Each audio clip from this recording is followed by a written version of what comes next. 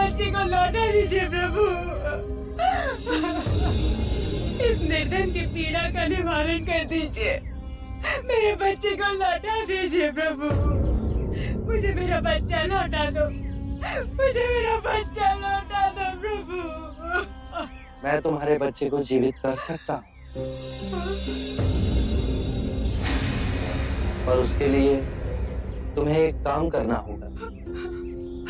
किसी भी एक घर से एक मुट्ठी सरसों के दाने लाने होंगे। हाँ प्रभु, मैं तुरंत लेके आऊंगी। पर एक बात ध्यान रहे, ये सरसों के दाने केवल उसी घर से लाना जिस घर में कभी किसी की मृत्यु नहीं हुई हो। हाँ प्रभु। मेरा बच्चा।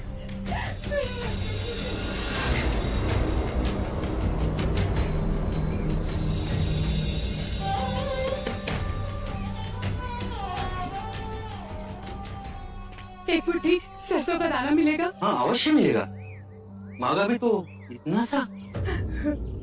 परंतु एक बात बताइए, आपके यहाँ किसी की मृत्यु तो नहीं हुई ना? बहन क्या बताओ, 6 माह पूर्व मेरे माता और पिता दोनों मृत्यु को प्राप्त हो गए। क्षमा कीजिए, मैं आज से सरसों नहीं ले पाऊंगी।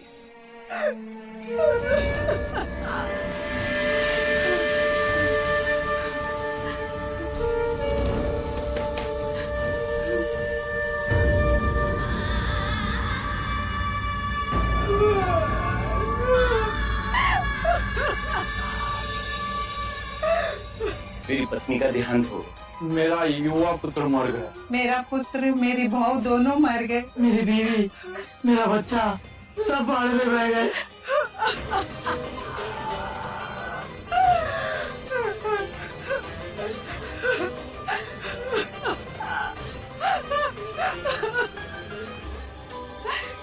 सुनिए,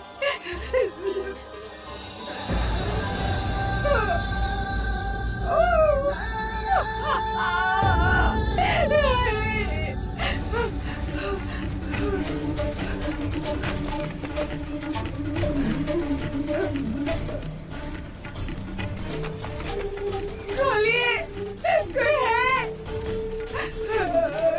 द्वार खोलिए।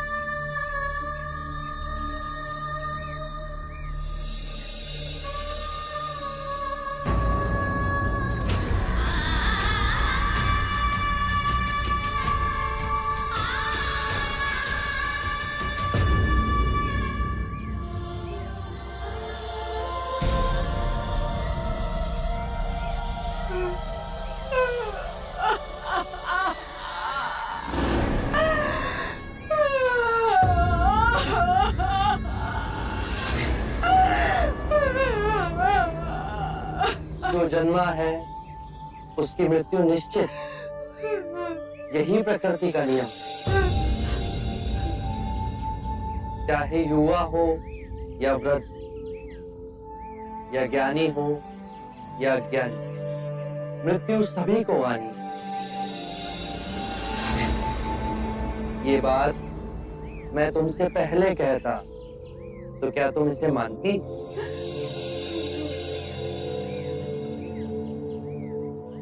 चंद्रमा हर रात्रि आकाश में यही परम सत्य दर्शाता है।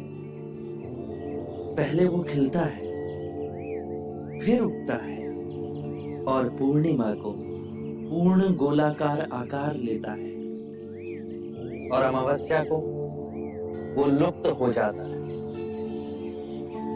परंतु वो लुप्त नहीं हुआ, वो केवल अप्रगट हुआ। तुम्हारा पुत्र अभी जीवित है,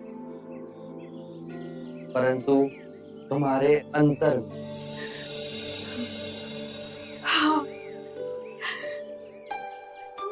उसकी अटखेलियां, उसका बालपन।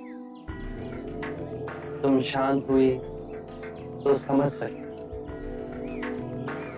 परम सत्य ये है कि जब तक सृष्टि रहेगी, दुख मनुष्य के साथ छाया की तरह चलेगा। इस दुख का कारण है वस्तु से स्वयं को बांधना, ये जानते हुए कि वस्तु क्षणभंगुर है। प्रभु, प्रभु इससे मुक्ति कैसे पाए? मुक्ति के लिए विवेक जगाना आवश्यक है। जो आए, चाहे दुख की सूचना या आनंद की परछाई, स्वयं को इन दोनों के बीच स्थिर करो। इस मार्ग पर चल दुख के बंधन टूटेंगे और परम सत्य की उपलब्धि होगी। और जब तुम्हारे अंतर में ये चेतना जागेगी, तो तुम पाओगे कि जन्म मरण, मिलन वियोग दो नहीं, एक ही है।